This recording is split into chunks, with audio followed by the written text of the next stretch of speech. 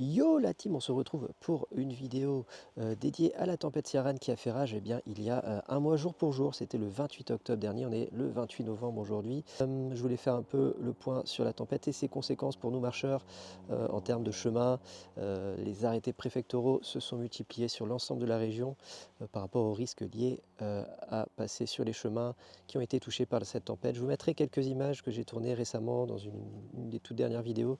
Et puis je vais faire l'état actuel de la situation au niveau des chemins. Vous verrez que c'est très compliqué de pouvoir marcher de façon commode. Et on commence ici la vidéo à Lanarvaren, un site protégé par la commune de Plumeur-Baudou. Et vous voyez, des rues-balises ont été mises en place avec l'indication ici de l'arrêté préfectoral qui nous ordonne de ne pas passer dans le chemin par rapport au risque encouru. Donc voilà, rubalise en quantité, vous le voyez, voilà.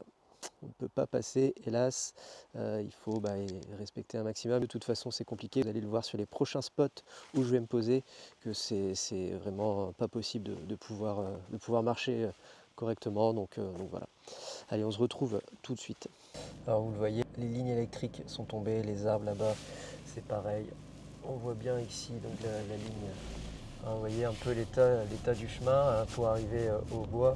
Et c'est comme ça sur l'ensemble de la région avec donc des arbres coupés ici et là pour pouvoir laisser passer. Et puis toujours des lignes électriques qui sont menaçantes, d'où les arrêtés qui sont cumulés. Alors on arrive ici dans les landes de Mili-Narlan. Et même topo ici. Les landes que vous avez l'occasion de retrouver souvent dans mes vidéos depuis le début de la chaîne. Voilà, arrêté préfectoral également. Donc interdiction sur l'ensemble des sentiers du GR34 et des espaces naturels boisés. Voilà ce que dit clairement l'arrêté. Je vais quand même aller vous montrer ce que ça donne. On va braver l'interdiction. Pas pour long. Alors on voit un petit peu les dégâts ici. Ça n'a pas rigolé, hein, je peux vous le dire. Voilà, on voit le danger des poteaux électriques surtout. Et on n'a pas besoin d'aller bien loin pour avoir des soucis pour marcher dans ces chemins si agréables d'habitude. Là on voit que ici ça a bien cassé déjà et on est vite bloqué. Alors je pense que les personnes essayent de passer quand même. Voilà, les traces sont faites. Je pense que les gens passent ici de temps en temps. Voilà. Donc on évite un petit peu tous les arbres.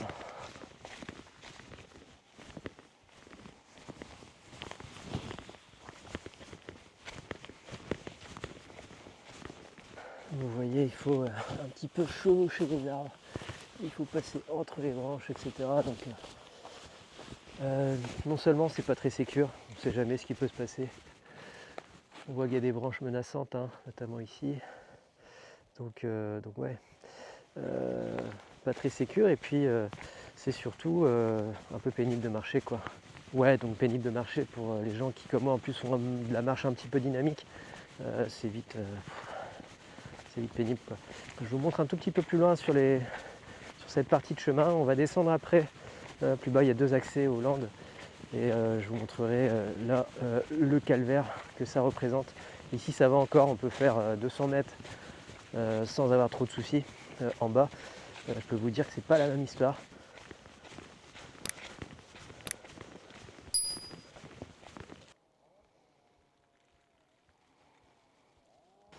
Et là, on a un pin maritime qui est totalement couché. Totalement couché, ce joli pin maritime. Triste, la nature a pris très cher en Bretagne avec cette tempête. Donc ouais, ça ne rigole pas. On voit les dégâts, hein. Il y en a même un autre derrière. Ouais. Alors on voit qu'on peut quand même marcher, hein, mais déjà vous êtes en infraction puisqu'il y a un arrêté préfectoral. Ici ça a couché aussi. Et après bon, on peut continuer, mais voilà, tout le long du chemin on aura des arbres comme ça épars. On va se retrouver un peu plus loin en bas des Landes et je vous montrerai également un autre chemin bloqué donc juste derrière chez moi et puis on fait le point sur les conséquences pour nous marcheurs.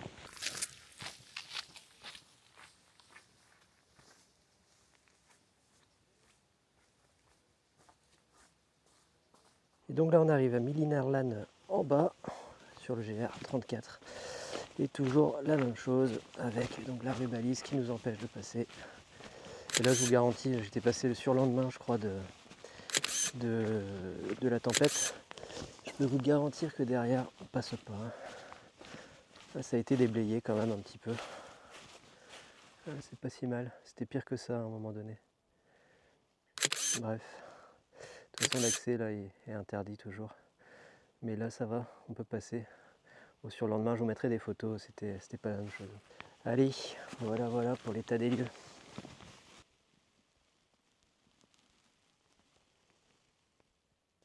Un arrêté de l'âge de pierre.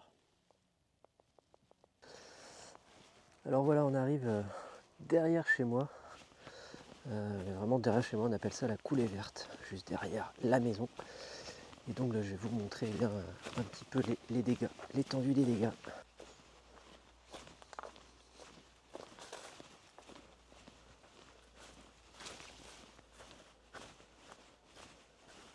Juste après le petit virage, ce à quoi on est confronté dans nos chemins. Voilà, il ne tient plus qu'à grâce à l'arbre qui est juste en face, qui lui a résisté. Donc ouais, ça rigole pas. Hein. Oh, la racine. Impressionnant. Hein.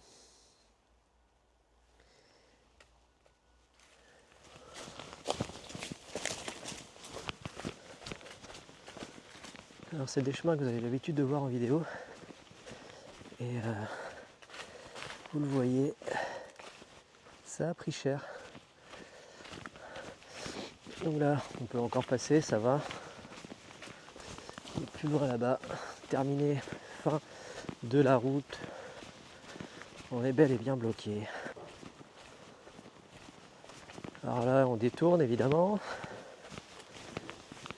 Et donc, ce chemin est important parce qu'il permet d'accéder vraiment aux autres petits chemins des Landes, les Landes de Millinerlan que vous avez vu avant. Et donc voilà, complètement déraciné là-bas. Et là, clairement, on ne peut plus passer, à moins de faire de l'escalade après derrière. Donc, ouais.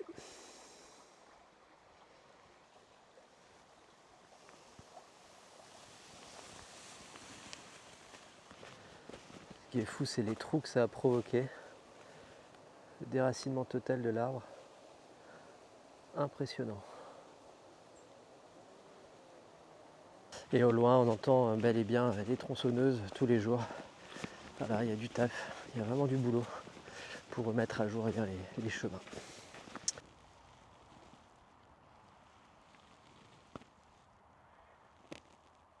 Il y a une bonne surprise ici, à Saint-Usec, qu'on peut passer apparemment.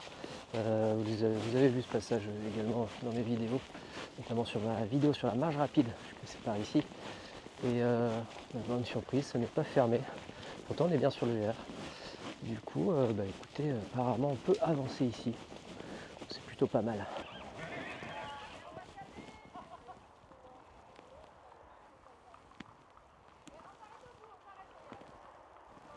Les chevaux ont l'air motivés là-bas. Donc ouais, on peut imaginer que par portion, eh bien, on peut accéder au GR et quand même se faire plaisir. Du coup, je voulais revenir sur l'impact que ça a, le fait d'avoir ces chemins bloqués, ces chemins de prédilection pour faire ces exercices les plus réguliers possibles. Eh bien, ça fait bizarre. Ça fait bizarre, ça fait quelques temps déjà que j'utilise plus ces chemins. Et je peux vous dire que niveau moral, c'est pas pareil. Il y a comme un manque qui s'installe au final.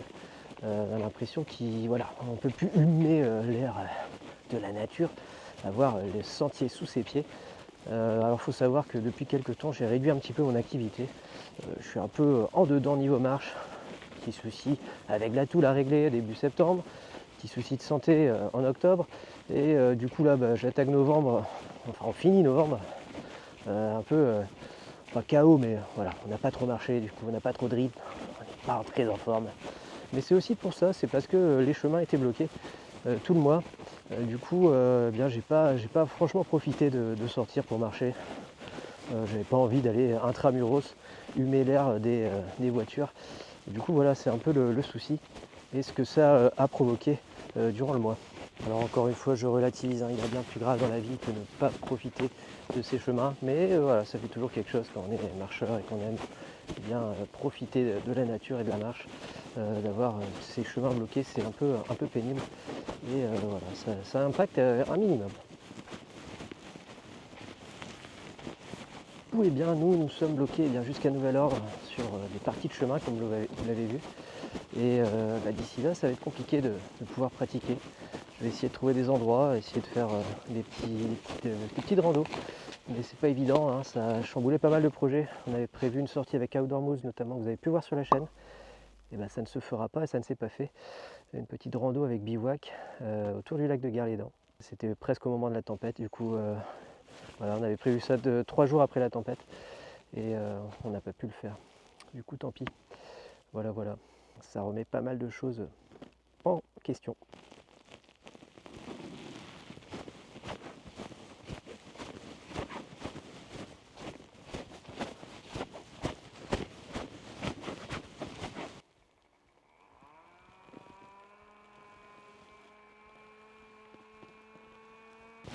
Alors je viens de croiser un monsieur qui était justement dans son arbre en train de tronçonner les parties les plus dangereuses. Donc ouais, il y a encore du boulot. Je pense que la région, le département vont mettre vraiment beaucoup de temps pour remettre en place les chemins et que ce soit sécure pour nous marcheurs. Parce que finalement il s'agit bien de sécurité, hein. Il y a des endroits où c'est vraiment moyen, c'est infranchissable par endroit. Et c'est pas des petits arbres, hein.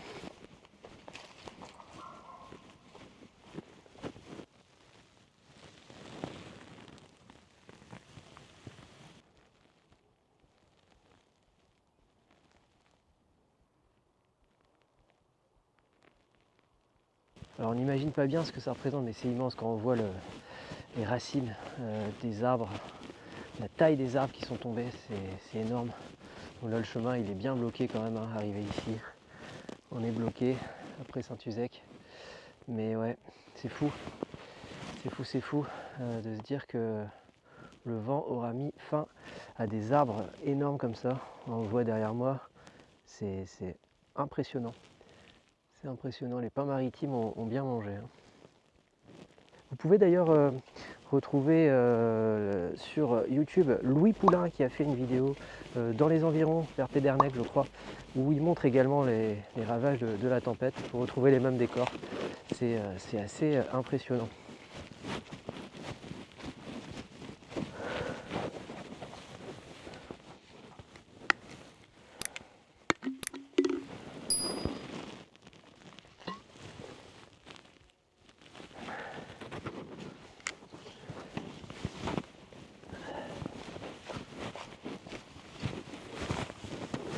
En tout cas, on se souviendra de cette tempête Ciarán.